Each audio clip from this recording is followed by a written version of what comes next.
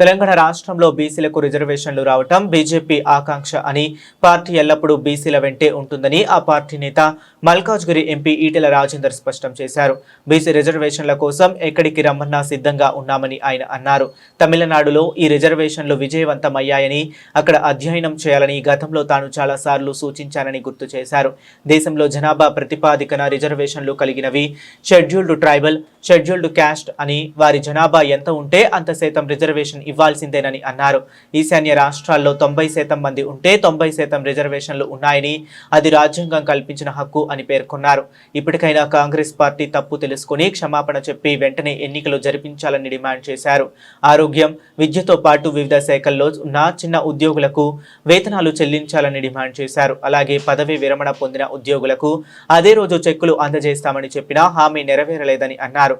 ఇప్పుడు రాష్ట్ర ఆర్థిక పరిస్థితి గురించి మాట్లాడుతున్నారని, కానీ మీరు అధికారంలోకి వచ్చే ముందు రాష్ట్ర ఆర్థిక పరిస్థితి తెలియదా అని ప్రశ్నించారు. అప్పుల గురించి గతంలో ఎన్నోసార్లు అసెంబ్లీలో మాట్లాడారని గుర్తు చేశారు. ఏ రిటైర్డ్ ఉద్యోగినైతే రిటైర్మెంట్ రోజే కార్లో కూర్చోబెట్టి చెక్కులు అప్పచెప్పి ఇంటికాడ సన్మానం చేసి పంపాలని చెప్పి కేసీఆర్ మాట్లాడి చూసినావా? ఇవాళ రిటైర్డ్ ఎంప్లాయీ సంవత్సరమైన 2 సంవత్సరాలు రిటైర్మెంట్ బెనిఫిట్స్ వస్తలేవు. కొద్దిమంది ఏమో కమిషన్ ఇచ్చి తెచ్చుకుంటున్నారు, కొద్దిమంది ఏమో కోర్టుకు పోయి తెచ్చుకుంటున్నారు. దుస్తుంది అలా ఏమనంటే వాడు రాజు చేసిండు, వీళ్ళు రాజు చేసిండు, దివాళి తీసి ఇది కాదు కదా. నువ్వు వచ్చినప్పుడు తెలియదా?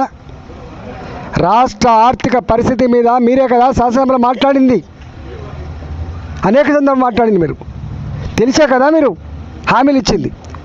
నీ 6 గ్యారెంటీల గురించి ఎవరు మాట్లాడతలేదు. ఇవాళ నీ 6 గ్యారెంటీల గురించి ఎవరు మాట్లాడతలేరు, 66 హామీల గురించి ఎవరు మాట్లాడతలేరు, ఇవాళ మేనిఫెస్టో గురించి ఎవరు మాట్లాడతలేరు. మాట్లాడుతున్న వల్ల ఉన్నదాన్ని నన్ను ఇవ్వండి బాబు అంటున్నారు వాళ్ళు. పాపం ఉన్నదాన్ని దండం పెడతాం, ఉన్న పెన్షన్ టైంకి ఏమంటున్నారు. ఇది దుస్థితి.